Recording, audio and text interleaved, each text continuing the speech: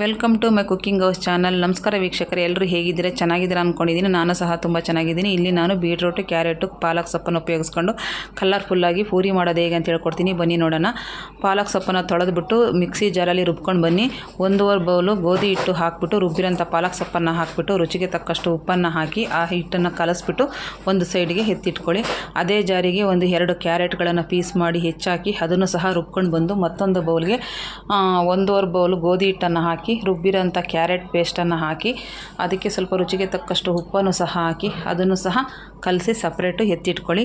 ಮತ್ತು ಅದೇ ಜಾರಿಗೆ 2 ಬೀಟ್ರೋಟು ಸಹ ಚಿಕ್ಕದಾಗಿ ಹೆಚ್ಕೊಂಡು ಜಾರಿಗೆ ಹಾಕಿ ಅದನ್ನು ಪೇಸ್ಟ್ ಮಾಡ್ಕೊಂಡು ಬನ್ನಿ. ಮತ್ತೊಂದು ಬೌಲ್ಗೆ 1.5 ಬೌಲ್ ಗೋಧಿ ಹಿಟ್ಟು ಹಾಕ್ಕೊಂಡು ರುಬ್ಬಿರೋಂಥ ಬೀಟ್ರೋಟ್ ಪೇಸ್ಟನ್ನು ಹಾಕ್ಕೊಂಡು ಸ್ವಲ್ಪ ರುಚಿಗೆ ತಕ್ಕಷ್ಟು ಉಪ್ಪನ್ನು ಹಾಕ್ಕೊಂಡು ಅದನ್ನು ಸಹ ಕಲಸಿ ಎತ್ತಿಟ್ಕೊಳ್ಳಿ. 3 ಕಲರ್ದು ಸಪ್ರೇಟು ಉಂಡೆಗಳನ್ನು ಮಾಡಿ ಸೈಡ್ಗೆ ಇಟ್ಕೊಳ್ಳಿ.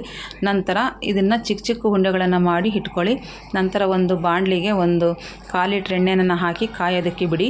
ಆಮೇಲೆ ಮಾಡಿರೋಂಥ ಉಂಡೆಗಳನ್ನು ಪೂರಿ ಒತ್ತ ಪ್ರೆಶ್ಗೆ ಎಣ್ಣೆ ಹಚ್ಕೊಂಬಿಟ್ಟು ಪೂರಿಗಳನ್ನು ಒತ್ಕೊಳ್ಳಿ. ಒತ್ತಿರೋಂಥ ಪೂರಿಗಳನ್ನು ಕಾದಿರೋಂಥ ಎಣ್ಣೆಗೆ ಹಾಕಿಬಿಟ್ಟು 2 ಕಡೆ ಡೀಪ್ ಫ್ರೈ ಮಾಡಿ.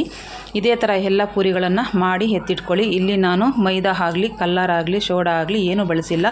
ರುಚಿಯಾಗಿ ಗೋಧಿ ಹಿಟ್ಟನ್ನೇ ಬಳಸ್ಕೊಂಡು ತರಕಾರಿ ಸೊಪ್ಪನ್ನು ಬಳಸ್ಕೊಂಡು ರುಚಿಯಾಗಿ ಕಲರ್ಫುಲ್ಲಾಗಿ ಮಾಡಿದ್ದೀನಿ. ನೀವು ಒಂದ್ಸರಿ ಈ ಥರ ಮನೆಯಲ್ಲಿ ಮಾಡಿ ಟ್ರೈ ಮಾಡಿ ನೋಡಿ, ತುಂಬ ಚೆನ್ನಾಗಿರ್ತದೆ. ದೊಡ್ಡವರಿಂದ ಚಿಕ್ಕವರೆಗೆ ಎಲ್ಲರೂ ತುಂಬ ಇಷ್ಟಪಡ್ತಾರೆ, ತುಂಬ ಹೆಲ್ದಿಯಾಗಿರುತ್ತೆ. ಇನ್ನು ಯಾರ್ಯಾರು ನನ್ನ ಚಾನಲ್ಗೆ ಸಬ್ಸ್ಕ್ರೈಬ್ ಆಗದೆ ನೋಡ್ತಾ ಇದ್ದೀರೋ ಅವರೆಲ್ಲ ಪ್ಲೀಸ್ ನನ್ನ ಚಾನಲ್ಗೆ ಸಬ್ಸ್ಕ್ರೈಬ್ ಆಗಿ ನನ್ನ ವೀಡಿಯೋಗಳಿಗೆ ಲೈಕ್ ಮಾಡಿ, ಶೇರ್ ಮಾಡಿ, ಸಪೋರ್ಟ್ ಮಾಡಿ ಅಂತ ಹೇಳ್ತಾ, ನಿಮ್ಗೆ ಇನ್ಯಾವಾದರೂ ರೆಸಿಪಿ ಇಷ್ಟ ಆಗಿದ್ದಲ್ಲಿ ಕಮೆಂಟ್ ಬಾಕ್ಸಲ್ಲಿ ನನಗೆ ಕಮೆಂಟ್ ಹಾಕಿದರೆ ನಾನು ಆ ರೆಸಿಪಿಗಳನ್ನು ಮಾಡಿ ತೋರಿಸೋಂಥ ಪ್ರಯತ್ನ ಮಾಡ್ತೀನಿ. ನೀವು ಒಂದ್ಸರಿ ಮನೇಲಿ ಈ ರೆಸಿಪಿನ ಮಾಡಿ ನೋಡಿ.